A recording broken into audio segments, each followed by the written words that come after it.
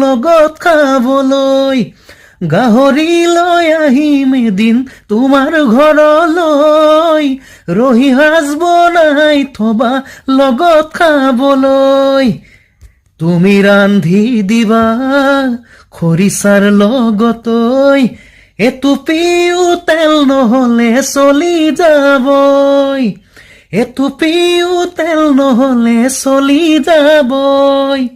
গাহৰি লৈ আহিম এদিন তোমাৰ ঘৰলৈ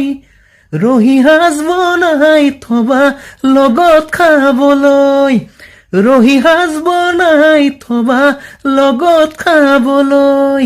এটুপিও তেল নহলে ঐ চলি যাবই থেংক ইউ এনে ধেমালি কৰিছো দেই কোনেও যাতে বেয়া নাপায় আৰু কিবা ভুল হৈছে যদি মাফ কৰিব